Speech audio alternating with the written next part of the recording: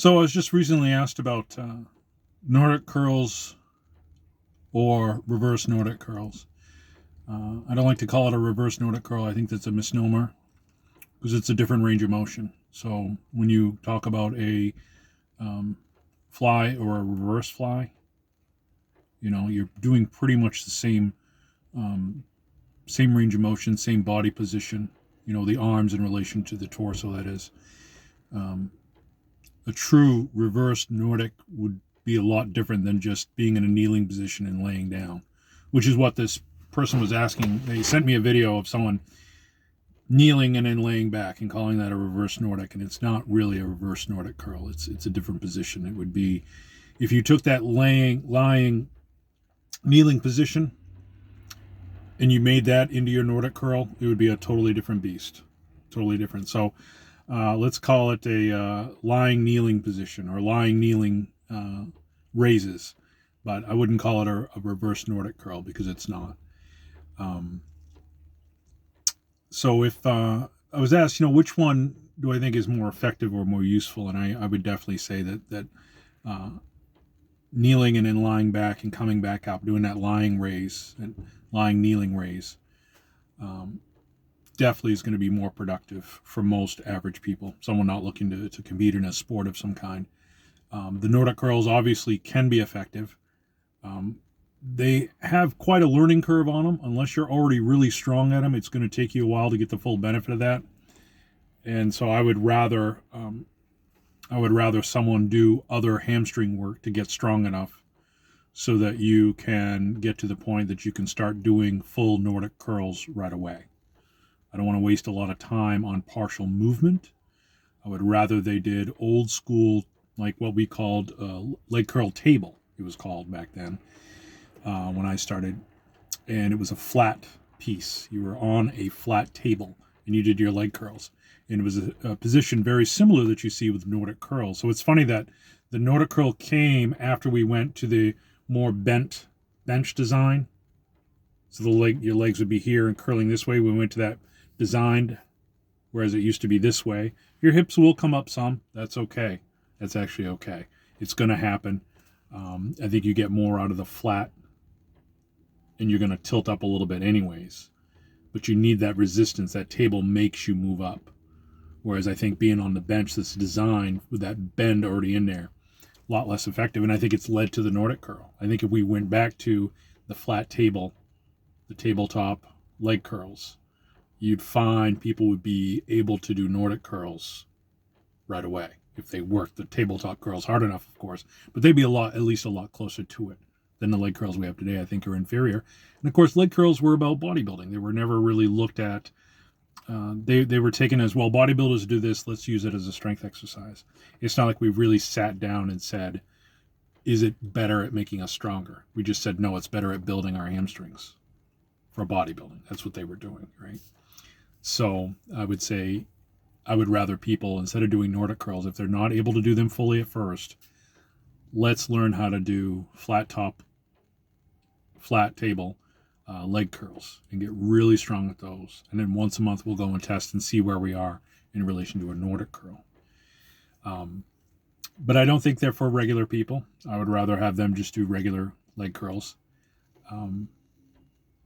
Because it's going to become, you're going to need a lot of strength.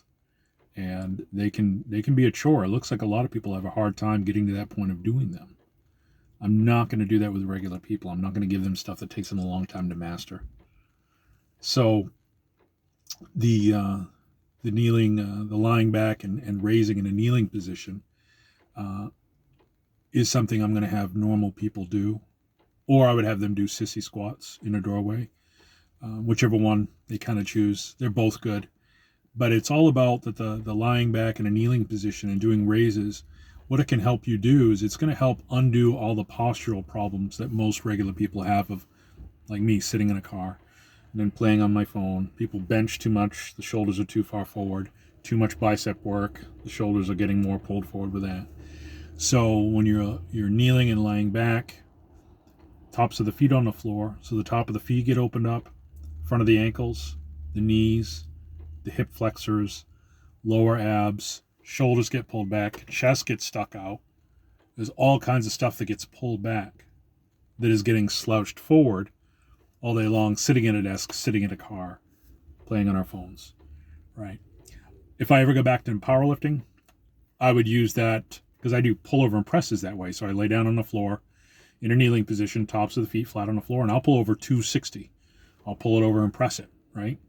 And that really forces me down into the legs, stretches them even further. But what it does is it really forces this crazy arch. So I would use it for powerlifting. If I ever go back into competitive powerlifting, I'd be cycling those in to really build that arching strength. Because, man, in almost 40 years of training, I've never seen or felt anything that built my arch like that.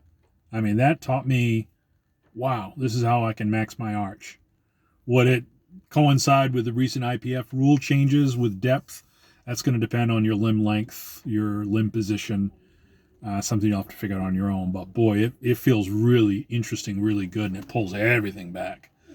It's really crazy. So I think there's a lot more to get out of a lying back, kneeling raise than there is out of a Nordic curl for most regular everyday people.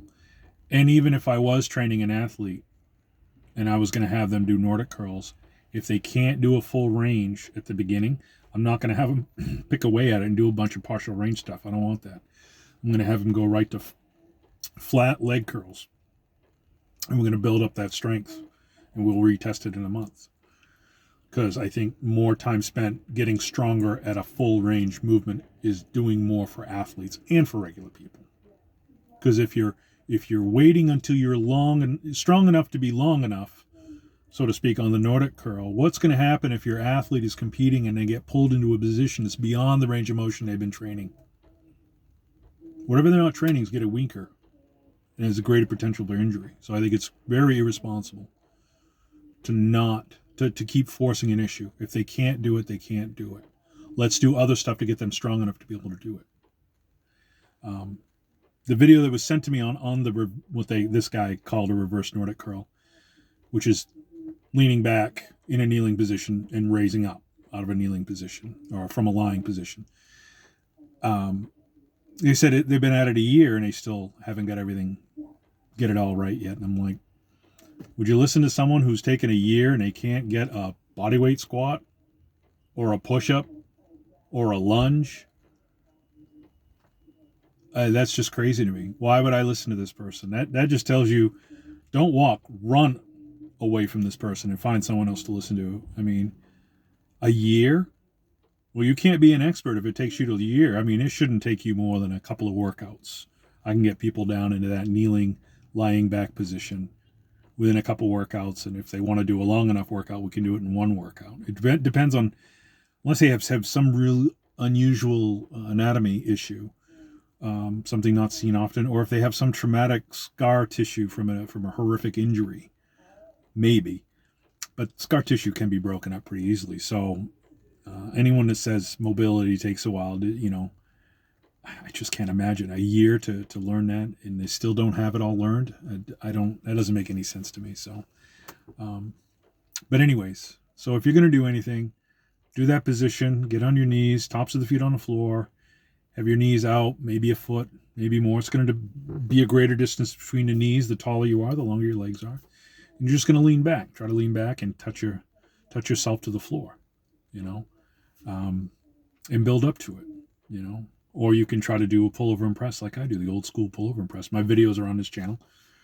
I can leave a link in the description to show you. But anyways, that is my take on Nordic curls versus a rise from a lying, kneeling position. So take care, good luck, and God bless everyone.